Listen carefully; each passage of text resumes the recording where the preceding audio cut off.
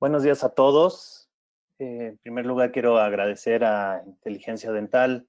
Quiero agradecer también a la compañía Alfabio por haberme considerado dentro de su rol de ponentes para poder compartirles un poco de conocimientos. Sabemos que hoy en día toda la lluvia de información que se está suscitando alrededor de esta pandemia y esta cuarentena, pues nos ha dado una gran oportunidad del contenido científico que está llegando por montones, estarán de acuerdo conmigo, por montones a pues a nuestras casas a través de las redes sociales. Y qué mejor, me da mucho gusto y con mucho gusto comparto un poco para aportar mi granito de arena en esto. Hoy quiero hablarles un poco de lo que es el protocolo de la extracción y colocación inmediata de implantes dentales. Eh, la extracción y colocación es un protocolo que se ha utilizado en sitios de extracción. Fue descrito hace más de 20 años, de hecho.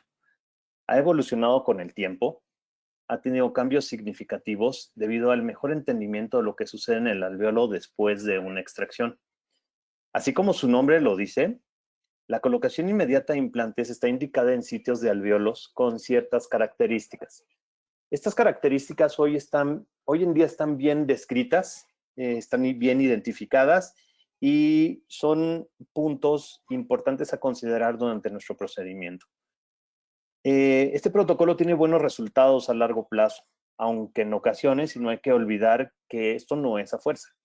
En ocasiones está indicada la regeneración ósea de la zona cuando existen defectos óseos previos o como resultado de la misma extracción del diente.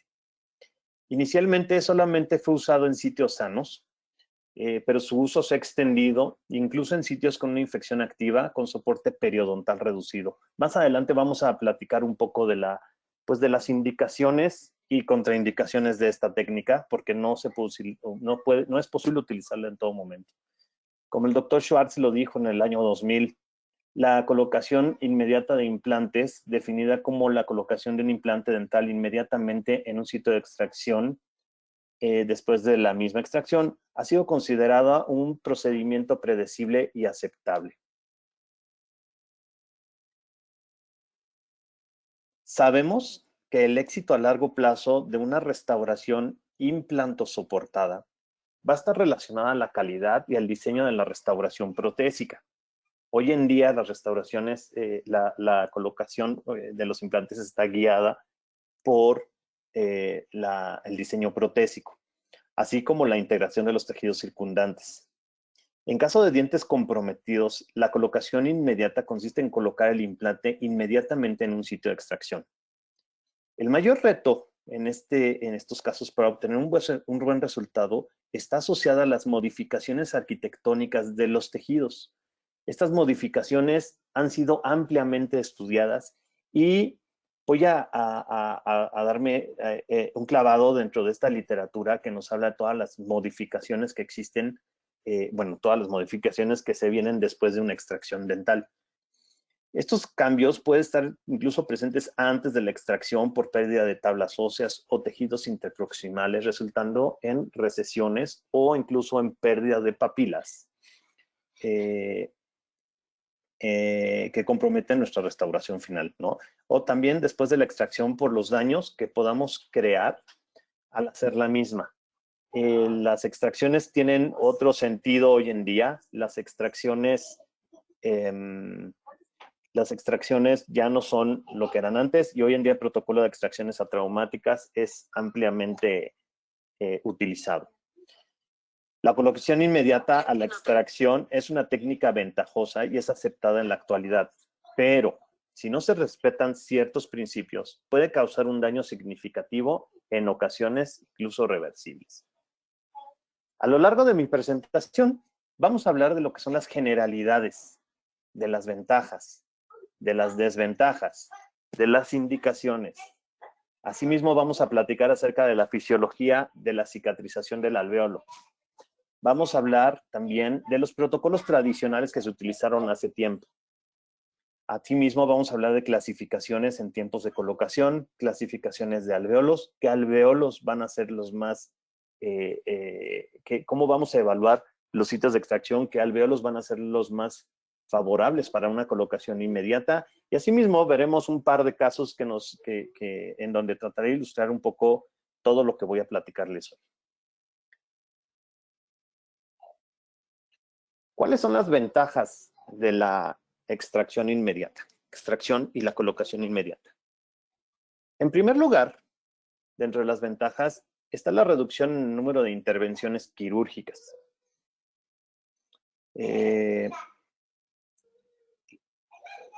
Al no tener que esperar una cicatrización del sitio previo a la colocación y asimismo evitar mediante el uso de carga inmediata la realización de una fase 2 quirúrgica. Quiere decir que si nosotros colocamos un provisional al momento de colocar el implante, pues el implante ya no lo vamos a sumergir, vamos a poder modelar los tejidos blandos alrededor de la plataforma del implante y vamos a evitar la colocación, vamos a evitar, perdón, la necesidad de una fase 2 quirúrgica. Asimismo, vamos a reducir el tiempo total del tratamiento. Por ende, psicológicamente a nuestro paciente le va a ser incluso más atractivo no tener que esperar cierto tiempo, porque muchas veces los pacientes tienen que esperar cierto tiempo con un espacio edéntulo o con un provisional que por lo general y para evitar daño a dientes adyacentes o al mismo sitio de la extracción, va a ser un provisional de tipo removible. La posición tridimensional del implante también se va a ver favorecida.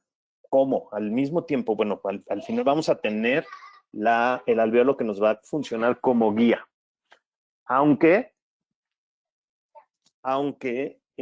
sabemos que obviamente no vamos a utilizar el mismo alvéolo y no lo vamos a utilizar para colocar nuestro implante ahí mismo, sino lo que vamos a hacer es guiarnos a través de las paredes remanentes en el alvéolo después de la extracción para colocar, y vamos a ver más adelante cuál es la posición óptima del implante en el sitio post-extracción.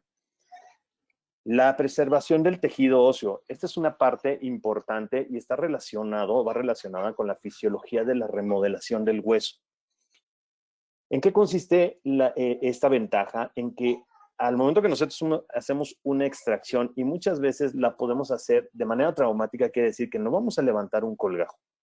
Al no levantar un colgajo, lo que vamos a evitar va a ser la reabsorción ósea de la tabla ósea vestibular, que va a estar cubierta por el periósteo, que al momento que nosotros levantamos un colgajo, lo que va a suceder es que le vamos a quitar irrigación por el lado del periósteo a las tablas óseas, generalmente, y más importante, la tabla ósea vestibular, que es la más delgada, y por otro lado los vasos del tejido, vasos sanguíneos, microvasos sanguíneos del ligamento periodontal que vamos a quitar al momento de hacer la extracción, porque llevamos la extracción y nos llevamos el ligamento periodontal. Al mismo tiempo, vamos a hacer la preservación de la arquitectura gingival. La preservación de la arquitectura gingival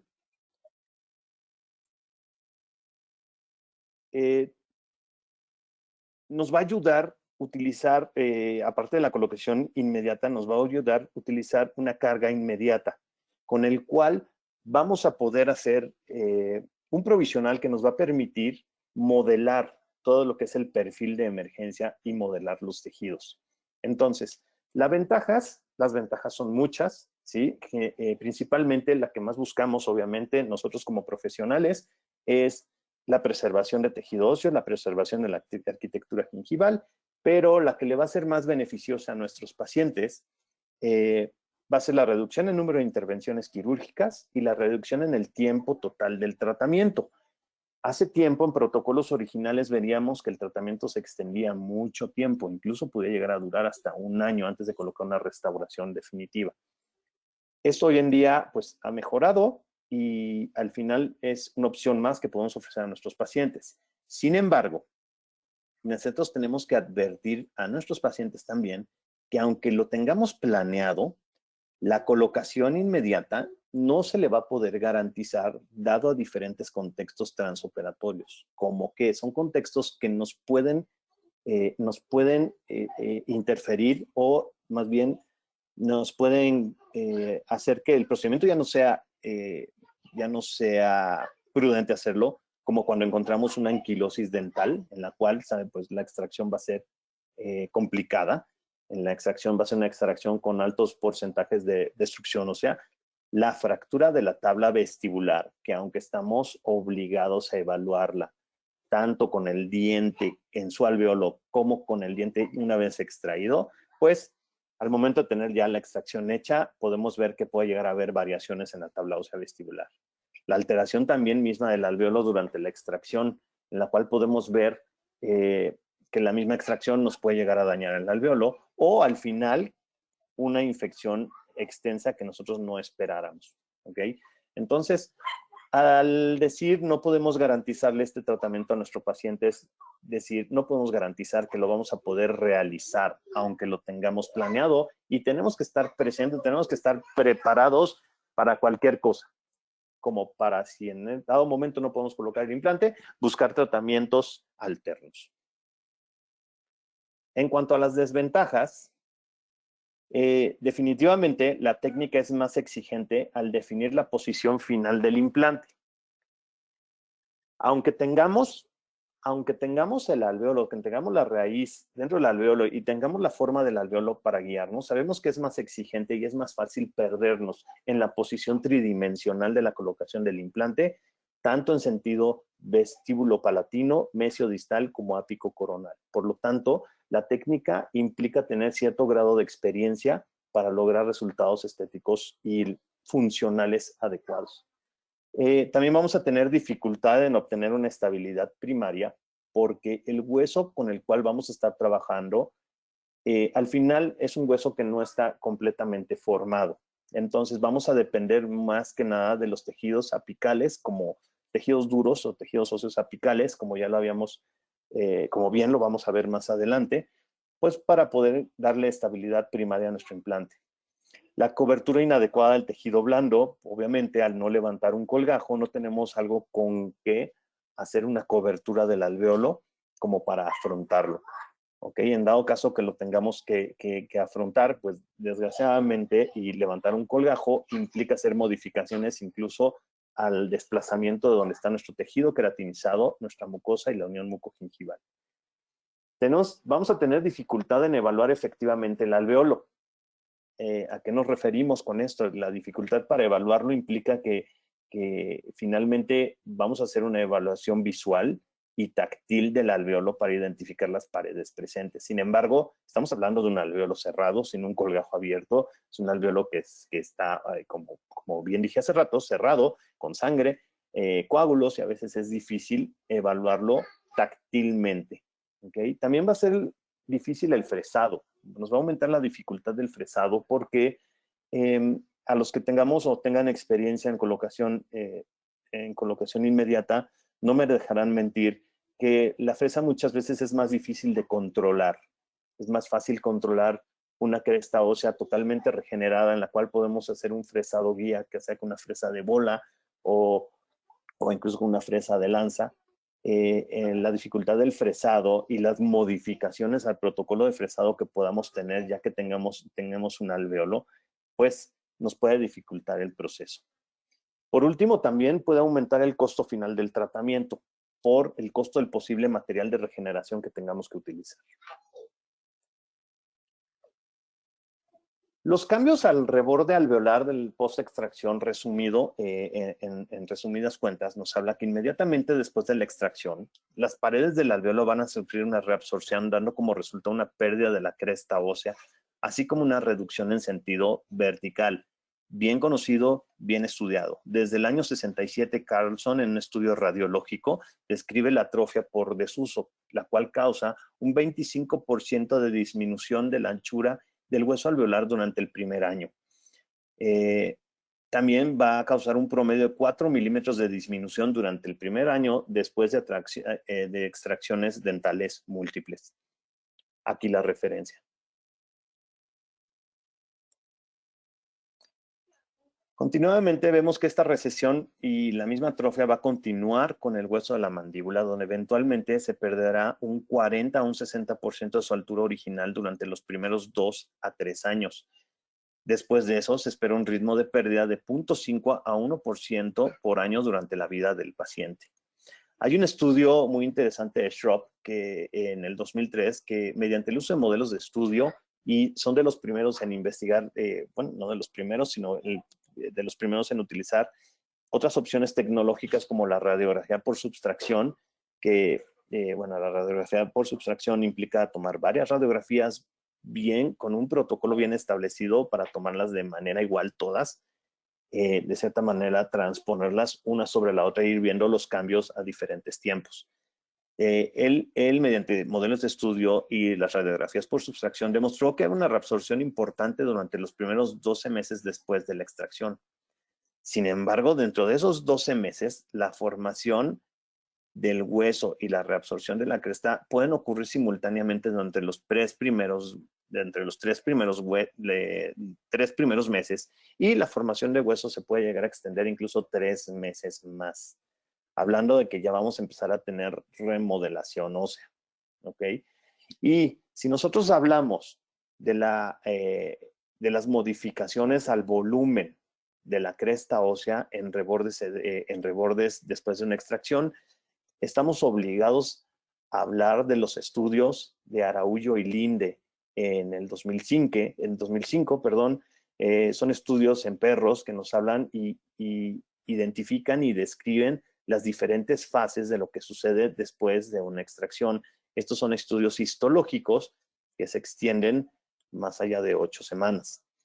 En estos estudios, Araújo y Linde describen lo que es la fase inflamatoria como un coágulo en la fase inicial que sucede de las primeras 2 a 3 horas, 2 a 3 días. En la fase inflamatoria vamos a encontrar células inflamatorias y vamos a encontrar un coágulo en la parte central, ¿ok? Que va a ir poco a poco, ir poblándose de tejido conectivo, como para que en la fase proliferativa, la cual sucede en la semana 2, la semana 3, vamos a encontrar tejido osteoide en la parte media del alveolo y vamos a encontrar actividad osteoblástica en las partes más coronales de la cresta ósea. ¿Ok? La fase de remodelación habla de que una vez ya terminada, encontrando hueso inmaduro en la parte interna del alveolo, que esta fase de remodelación se va a dar a partir en promedio a las 8 semanas, vamos a encontrar actividad osteoclástica en las partes externas de las tablas óseas, tanto linguales como vestibulares. Sin embargo, vemos y mediante estas imágenes podemos ver que la tabla ósea bucal siempre es la tabla ósea más delgada. En la zona más coronal, la tabla ósea es más cortical, tiene menos hueso medular, por ende, la reabsorción va a ser mayor al ser un hueso más delgado, más cortical. Por lo mismo es que siempre encontramos mayor reabsorción, y si nosotros hacemos una comparación, perdón, entre la tabla ósea vestibular marcada con una B y la tabla ósea lingual, vamos a encontrar una tabla ósea vestibular más delgada que la lingual. Sin embargo, ya encontramos cierre de tejido epitelial en tejidos blandos, ya hay migración y cierre de tejido epitelial por encima del alveolo y las actividades osteoclásticas en la parte superficial, pues, de las tablas óseas vestibulares. En cuanto a protocolos y para darnos una mejor idea de lo que la colocación de un implante implicaba años atrás, hay un estudio en 1981 de Adele y Leckholm que nos habla de una revisión 15 años antes, estamos hablando de los años 65, 66, donde lo que se hacía es que se esperaba un periodo de cicatrización de 12 meses posteriores a la extracción. Este periodo de cicatrización era variable, pero en promedio podía llegar a ser hasta 12 meses posteriores a la extracción. Después de esos 12 meses, se colocaban los implantes y venía un periodo de cicatrización entre 3 y 6 meses, ¿ok? 3 y 6 meses dependiendo de la calidad de hueso, dependiendo de la estabilidad del implante, dependiendo de cada caso en particular, y viendo al final que el inicio del tratamiento podría durar, el inicio del tratamiento protésico podría durar hasta de una rehabilitación protésica de 1 hasta 2 años. Esto que traía como consecuencia que el paciente podía estar edéntulo por un largo periodo de tiempo. los pacientes podían estar con provisionales o prótesis dentales removibles por un largo periodo de tiempo, lo cual causaba muchísima insatisfacción a los pacientes que optaban por esta opción, que optaban por este tratamiento. Hammerle, Christoph y Chen, en el 2004, y vamos a hablar de estudios más recientes, hablan de la descripción, la definición de los tiempos de colocación de los implantes. ¿Okay? Vamos a ver una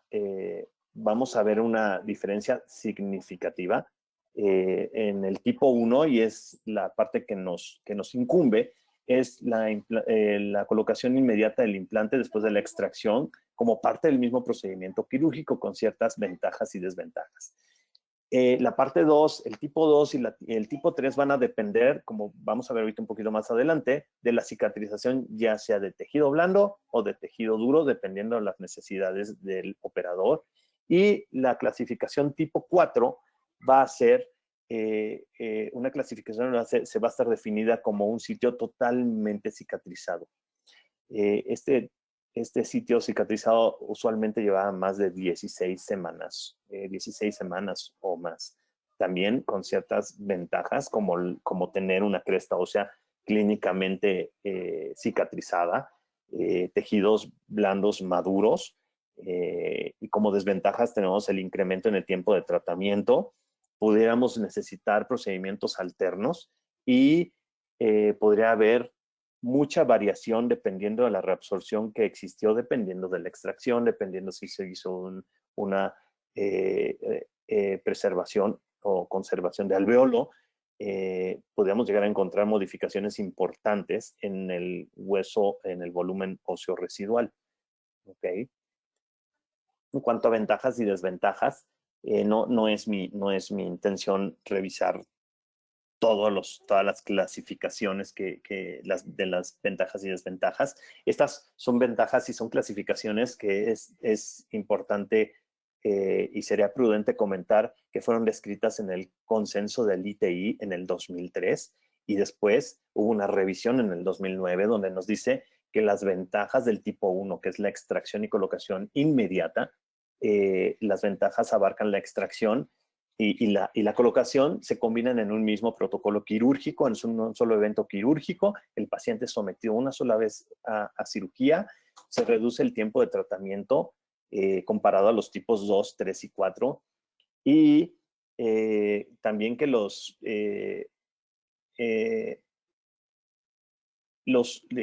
defectos periimplantares que se presentaban generalmente como de 2 o 3 paredes pudieran ser más compatibles con la terapia regenerativa. En contraste con las desventajas sean la dificultad en la técnica para poder obtener estabilidad inicial y en una posición protésica favorable. Hablábamos antes de la experiencia del operador y la dificultad que implica fresar un alveolo recién creado. Hay un incremento en el riesgo de recesión, lo que puede comprometer el resultado estético final. Por lo tanto, también se sugieren procedimientos regenerativos para superar ese riesgo, por lo que aumenta la dificultad técnica del mismo procedimiento. Entonces, vamos a darle un poco más de dificultad. Si se requiere un cierre primario con tejidos blandos por no obtener la estabilidad o el torque de inserción necesario como para hacer una carga inmediata, tendremos que hacer un cierre, el cierre de levantar un colgajo y hacer un cierre sin tensión. Esto quiere decir avanzar un colgajo para avanzar un colgajo para hacer el cierre primario. Desgraciadamente, hacer este procedimiento va a implicar alterar la unión mucogingival y nos va a alterar la arquitectura de los tejidos óseos, lo cual nos va a traer resultados tanto funcionales como estéticos desfavorables.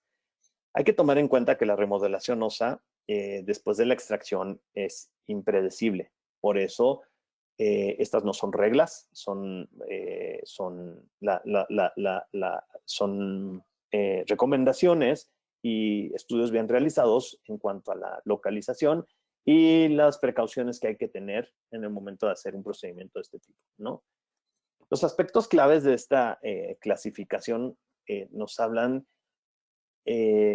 que en nuestra práctica clínica diaria, la decisión de colocar un implante inmediatamente después de la extracción, usualmente tomamos esta decisión por el cumplimiento de ciertas características muy específicas de tejidos duros y blandos del alveolo, que vamos a ver más adelante. Estas características no se van a obtener en periodos de tiempo específicos y pueden variar de acuerdo a cada sitio operatorio y paciente. Por eso se maneja una clasificación no por tiempos, porque esos tiempos no son exactos. Es tiempos aproximados en los fenómenos que vamos a encontrar. De tal manera que en esta clasificación, el tipo 1, que nosotros vamos a conocer comúnmente como una colocación inmediata, el implante va a ser colocado inmediatamente después de la extracción. El tipo 2 y 3, cuando quisiéramos revisar a fondo estas clasificaciones, con mucho gusto está la referencia bibliográfica del consenso de ITI en el 2003, publicado en el 2004. Y en el tipo 2 y 3, lo que vamos a desear es cierta cicatrización de tejidos blandos y además cierta cicatrización también de tejidos óseos. Esta va a durar entre 4 y 8 semanas, es lo que pudiéramos llamar una colocación temprana del implante.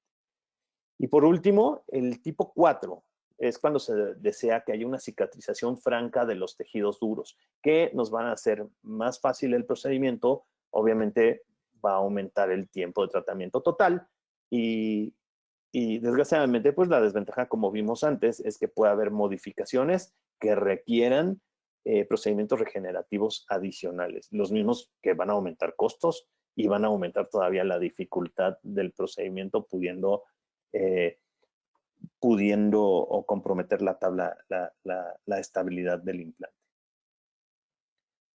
En cuanto a los tiempos de clasificación de post-extracción, que bueno, esto realmente es algo repetitivo, habla de los tipos 1, 2, 3 y 4 de este consenso. Hablamos que en la colocación inmediata, ya hablamos de las ventajas, de la colocación temprana, vamos a mencionar que se beneficia del potencial regenerativo del alveolo, va a ser previo al remodelado final de la cresta ósea, nos va a permitir darle tiempo a la resolución de infecciones, esperarnos cierto tiempo antes de colocar el implante. Y además, bueno, una de las ventajas es que puede requerir corrección de dimensiones con material regenerativo. Y en la tardía, como mencioné anteriormente, también vamos a encontrar un llenado óseo radiográfico, puede haber varios grados de reabsorción y usualmente es utilizado por clínicos inexpertos donde los dientes ya han sido perdidos. Insisto, esta es una cresta ósea totalmente regenerada que idealmente no presentaría ninguna complicación en el fresado de la misma, los protocolos de fresado. Ahora, ¿cuáles son las indicaciones para la extracción y colocación inmediata? En primer lugar, bueno, pues sabemos que el sitio de extracción tiene que ser ideal para la colocación del implante. Para eso hay ciertas clasificaciones que nos hablan de cómo evaluar el sitio donde vamos a colocar nuestro implante. También los vamos a mencionar más adelante.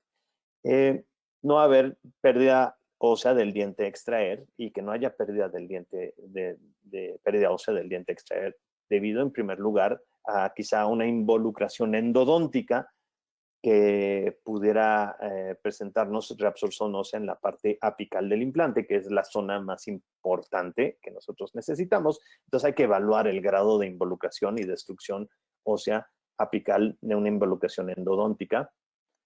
La perforación radicular, que comentando con colegas endodoncistas y platicando en clase con nuestros alumnos en la Universidad Intercontinental, hablábamos de cuáles son los factores a considerar que le va a dar un pronóstico a las perforaciones. Desgraciadamente, entre más apical, pudiera ser que la perforación implique pues, la extracción del diente, conservando estructura dental sana. Estructura ósea sana, perdón. La patología periapical, que habla más o menos de los mismos conceptos de la involucración endodóntica. Y por último, la fractura radicular. La fractura radicular sabemos que diagnosticar una fractura radicular es difícil, dependiendo del trazo de la fractura. y hoy en día muy en boga para evitar estas cuestiones en dientes tratados endodónticamente o por traumatismos directos. Son las indicaciones en las cuales pudiéramos llegar a pensar en el llamado en literatura a veces implante de emergencia, ¿no? La proporción corona raíz desfavorable. Esta proporción nos habla de que de pronóstico le tenemos que dar al diente y que pronóstico tenemos que darle a los dientes adyacentes, ¿no? Contraindicaciones, la presencia de exudado purulento con fístulas activas, las cuales no nos permiten identificar a ciencia cierta la cantidad de, pues, la arquitectura gingival que tenemos disponible, aparte de la obvia presencia del exudado purulento en la infección activa. Hoy en día hay artículos que defienden la colocación de implantes inmediatos en zonas de extracción infectadas por dientes infectados. Sin embargo, en mi muy humilde opinión, creo que es importante valorar el tamaño de o el grado de afectación de esta infección en los tejidos circundantes, así como del exudado purulento. La deficiencia del hueso apical, que muchas veces en estos quistes radiculares periapicales vamos a encontrar una deficiencia importante que nos pudiera comprometer la posición final del ápice del implante. Y bueno, pues esta como la más obvia de todas, la proximidad de estructuras anatómicas vitales. Como vamos a ver más adelante, dependemos de la cantidad de hueso en la zona apical para anclar nuestro implante, tanto en la zona apical como idealmente en ciertas paredes, pero lo que más dependemos es de la cantidad de hueso en la zona apical. Y si tenemos estructuras anatómicas vitales cercanas, como el paso del conducto del nervio dental inferior, o la neumatización del seno maxilar proyectada hacia la zona perirradicular, pues es una de las contraindicaciones, ya que no vamos a tener hueso donde finalmente donde colocar nuestros implantes, ¿no? En cuanto al diagnóstico y plan de tratamiento, es vital la correcta valoración de la condición del paciente para formar formar un alveolo óptimo y predecible. Al reconocer condiciones desfavorables en la arquitectura, tanto ósea como gingival, podemos planear procedimientos alternos y adicionales para evitar situaciones complicadas. ¿Cuáles son los parámetros que debemos analizar? En primer lugar, el nivel del margen gingival. Evaluar que el nivel del margen gingival sea armónico con los dientes adyacentes, evitar o tener especial consideración o cuidado con márgenes gingivales encontrados en la zona más apical de los dientes adyacentes. ¿Por qué? Porque ya nos habla de una posible recesión como resultado final del tratamiento, ¿no? También la altura papilar en las zonas interproximales, que nos pudiera hablar de cierta pérdida ósea y que pudiera incrementarse y acentuarse después de perder la raíz de ese diente y sustituirla por un implante, ¿no? Esta relación de tejido blando o esta relación del margen gingival es importante evaluarla para considerar tratamientos alternos, como en su caso sería la extrusión forzada ortodóntica, que nos puede ayudar a regenerar ese tejido óseo en sentido vertical y transportar nuestro margen gingival a un sitio más favorable. La relación tejido blando cresta ósea puede ser evaluada mediante un sondeo transgingival o un ondeo, donde podremos darnos cuenta si existe una distancia amplia entre el margen gingival y la cresta ósea, haciendo el caso que estamos tratando propenso a una recesión. El biotipo gingival también es importante evaluarla. El biotipo gingival identificamos que puede evaluarse también mediante el sondeo transgingival y determinar su grosor mediante la visibilidad de la sonda a través de la encía marginal. A mayor visibilidad de nuestra sonda a través de la encía libre, más delgados van a ser los tejidos blandos. Ahora, un biotipo delgado es sabido que es más propenso a recesiones después de eventos quirúrgicos que un biotipo grueso. Podría corregirse mediante el uso de un injerto tejido conectivo al momento de la colocación del implante. Viene un punto importante y un punto muy importante a considerar en cuanto a los elementos diagnósticos que vamos a utilizar antes de decidir hacer el procedimiento, como la posición sagital de la raíz dentro del alveolo. ¿Qué quiere decir? ¿Cuál es la posición vestíbulo-palatina de la raíz dentro del alveolo que nos vaya a dar el hueso suficiente para que nosotros podamos anclar nuestro implante? Una radiografía, sabemos, en la cual podemos evaluar con su debida, obviamente tomando en cuenta su debida alteración dimensional, la posición mesiodistal de la raíz del implante y la disposición de las raíces adjuntas, ¿no? Pero hoy en día utilizar una tomografía o utilizar la tecnología de una tomografía cone beam nos puede hacer identificar y ayudar a identificar cuál es la disposición de la raíz. ¿Dónde podemos ubicar la raíz y cuánto va a ser el hueso disponible para colocar un implante posterior a la extracción del diente? De tal manera que Kahn en el 2011 dicta una clasificación para ayudarnos a determinar y hacer el diagnóstico, ¿no? Esta clasificación se basa en que, pues hoy en día todo mundo, creo que la gran mayoría de los profesionales utilizamos imagenología de tomografía para hacer esta determinación. La clase 1 que describe Kahn nos habla de que la raíz está posicionada contra la cortical vestibular, ¿ok? Este fue un estudio realizado en la Universidad de Loma Linda, para determinar la predecibilidad de una extracción de colocación inmediata. Como decía, la clase 1, la raíz está completamente posicionada contra la tabla ósea vestibular y hay una considerable cantidad de hueso en la región palatina para lograr una estabilidad primaria. Por lo general, esta disposición palatinizada del implante permite conservar una tabla vestibular intacta y el espacio resultante con la pared del implante es pequeño. Usualmente estos casos se tratan con material regenerativo si es que hay un espacio de más de 2 milímetros para mantener un volumen vestibular lo más adecuado posible. ¿Okay? La clase 2 nos habla de que la raíz se centra entre la cortical vestibular y la palatina.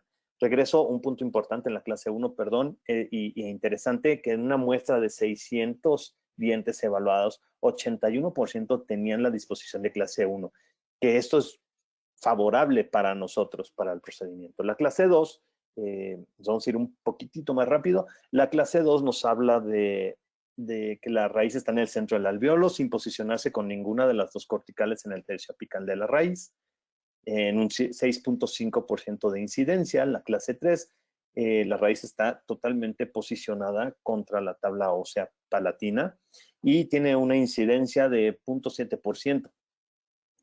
Nos deja como opción la cortical vestibular para anclar nuestro implante, sin embargo, es una cortical que es más trabecular y con más tendencia a la reabsorción de la misma por remodelación ósea perimplantar. Además, no me dejarán mentir a los que tienen experiencia en esto, que usualmente encontramos con cavidades vestíbulo en la zona vestibular y apical de la tabla ósea vestibular, perdón, dando como resultado un riesgo incrementado a las fenestraciones y perforaciones de la cortical al momento de preparar la osteotomía, ¿no? Y la clase 4, presente en un 11.7%, habla que 2/3 de la raíz se posiciona contra la tabla ósea vestibular y la palatina, abarcando la mayor cantidad posible de contacto con las tablas corticales. Es una clasificación, es un caso delicado que implica muchos cuidados al momento de una extracción y nos habla y nos dice que no es recomendable. De hecho, la clase 4 se considera una contraindicación a la extracción y colocación inmediata, ¿no? Ya después de hacer una evaluación con radiografías o tomografías, nos vamos a la parte de la extracción atraumática. Es la extracción del diente sin causar daño a los tejidos circundantes. Debe hacerse todo lo posible por minimizar el trauma del alveolo durante la extracción. Vamos a utilizar instrumentos especializados como periotomos y vamos a insertar este periotomo en el espacio del ligamento periodontal para que después, mediante un fenómeno hidráulico y mecánico combinado, que no es de nuestra injerencia ahorita, pues vamos a lograr extraer el diente, incluso raíces tan largas como las de caninos, que son las que más, sabemos que son las que más trabajo a veces cuestan. Y esta extracción no traumática, pues, insisto, nos ayuda a tener menos daños. Las ventajas son la preservación de tejido y hueso alrededor del alveolo, tejido blando y hueso alrededor del alveolo. Mejora el potencial para regenerar y llenar el alveolo. Reduce el tiempo de infección, disminuye la molestia posoperatoria y ayuda a preservar el contorno natural de tejidos blandos. Una vez hecha la extracción, entonces sí vamos a ver nuestro alveolo. La secuencia se determina, que sigue se va a determinar por la integridad de los tejidos duros y blandos. Vamos a hacer una valoración meticulosa del alveolo sin levantar un colgajo. En caso de poder hacerlo, que es lo mejor. Es importante también valorar el grado de flujo sanguíneo al alveolo y potencial de formación del coágulo. Utilizando una cureta vamos a limpiar perfectamente limpiar perfectamente el alveolo, quitando cualquier rastro de tejido granulomatoso que pudiera llegar a existir. Y utilizando una sonda vamos a tratar de identificar cuál es la distancia entre la cresta ósea y el margen gingival.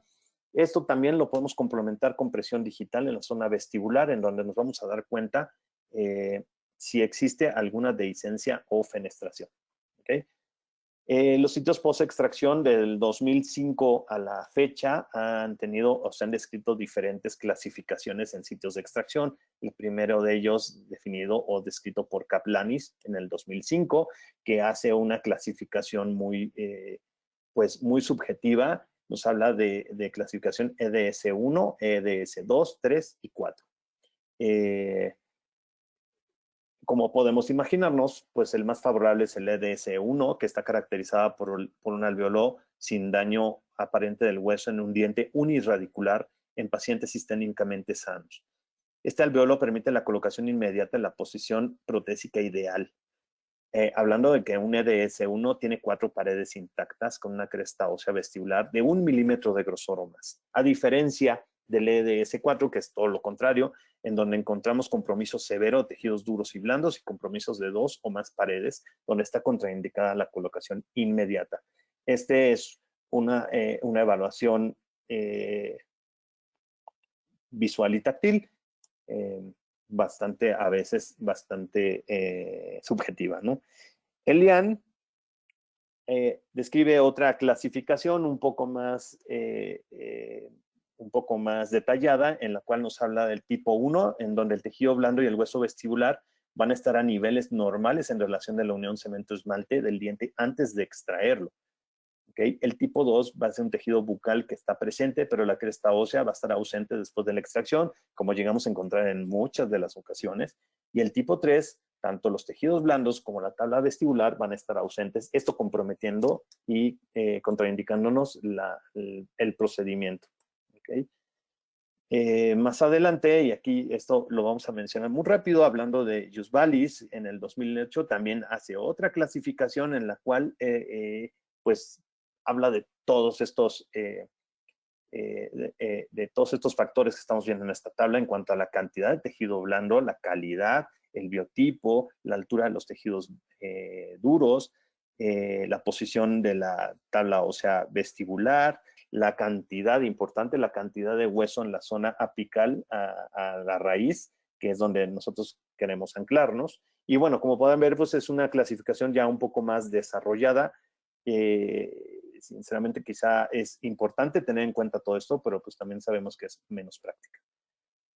Viene en el 2013 Smith y Tarnow, que nos hablan porque la colocación inmediata de implantes no solamente se hace en dientes anteriores, también en dientes posteriores. Esta es una clasificación muy interesante e importante mencionar porque muchas veces podemos llegar a perdernos en el alveolo de un diente posterior, que es importante mencionar que siempre se recomienda al momento de hacer una extracción hacer una segmentación de las raíces para dañar el septum interdental. El septum interdental es lo que nos va a dictar esta clasificación y lo que nos va a hablar y lo que nos va a dictar también el protocolo, el plan de tratamiento a seguir.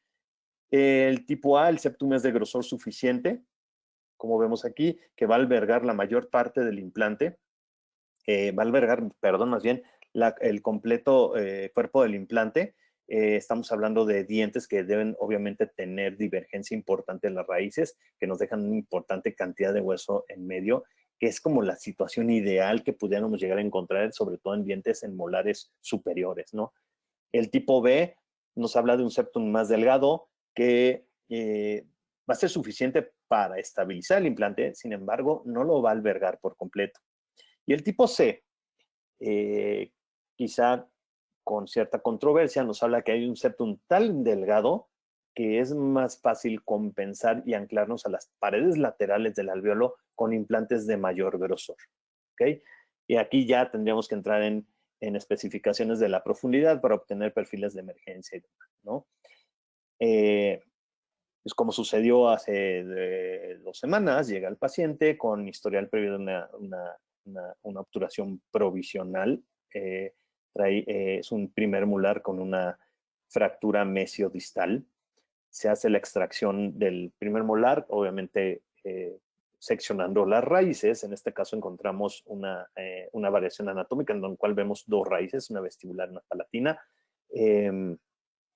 Se extrae el diente, evaluamos todo lo que ya platicamos, tanto el septum, la capacidad de sangrar, evaluamos un septum y determinamos que es un septum tipo C de Smith y Tarnow, que es un septum delgado, lo cual nos complica, pero sobre todo al momento de evaluar esta preoperatoriamente con una tomografía, vemos que la cantidad de hueso apical a las raíces es completamente nula. No tenemos hueso donde anclarnos y el poco hueso del septum lo vamos a deshacer al momento de intentar nuestro fresado, por lo cual en estos casos pues decidimos hacer simplemente la preservación con un genoinjerto mezclado ahí simplemente más bien solo es un genoinjerto cubierto con una tela de colágena y el cual vamos a estar sujetando con puntos simples de sutura y esperar resultados. Hablamos de más o menos entre 6 y 8 semanas, ¿no? Chu hace una subclasificación a la clasificación de Elian, en la cual habla y pues la va a subclasificar de acuerdo a la cantidad o a la distancia en milímetros que existe de la cresta ósea al margen gingival. Lo único que hace es modificar, por eso le llama a su artículo una subclasificación, lo único que hace es modificar la clasificación tipo 2 de Elian, en la cual, dependiendo de la distancia, ya sea de 5 a 6 milímetros para la 2A, de 7 a 9 milímetros de la 2B o de 10 milímetros o más en el tipo 2C. Obviamente, bueno, nos imaginamos que en la tipo 2C, a partir de la clasificación 2C, ya hablamos en que no pudiéramos pensar en una regeneración de una colocación inmediata. Sin embargo, en la 2A y la 2B podemos hacerlo colocando el implante anclándonos de la zona palatina y tratando de regenerar la parte perdida de la tabla ósea vestibular mediante el uso de membranas, material de injerto que podemos llegar a contener mediante un provisional utilizando una carga inmediata. Por último, el CHAR maneja diferentes también clasificaciones, grado 1, 2 o 3, dependiendo en menos de 25 de pérdida de la cresta ósea vestibular. Sin embargo, cuando hay una topografía apical, poca pérdida de hueso vestibular, hay cantidad de hueso apical, por lo cual nos permite una colocación inmediata con una provisionalización incluso y en su defecto un injerto de hueso. El grado 2 nos habla en 25 a 50% de pérdida de la cresta ósea vestibular con una adecuada topografía y aquí subdivide evaluando si tenemos un biotipo grueso o un biotipo delgado, en el cual el biotipo grueso nos dice que podemos colocar un implante inmediato sin provisional, pero sí con injerto y con membrana y el biotipo delgado, podemos hacer una preservación del alveolo en su defecto, y él mismo también menciona un artículo que les voy a poner aquí más adelante, que en la maxila podemos hacer colgajos pediculados de la zona palatina para evitar el desplazamiento de la unión mucogingival en nuestros intentos por afrontar el colgajo, ¿no? En cuanto a casos, evaluar un diente con una fisura que le da un pronóstico desfavorable, más bien sin esperanza a este primer premolar. Se hace la evaluación del biotipo, se hace la evaluación de la cresta ósea, de la distancia de la cresta ósea al margen gingival, se hace una extracción de tipo traumático. Después de hacer la extracción, obviamente valoramos la integridad de las raíces, tomamos una radiografía transquirúrgica para ver que no haya quedado nada ahí. Vamos a hacer una limpieza detallada del alveolo y vamos a empezar a fresar.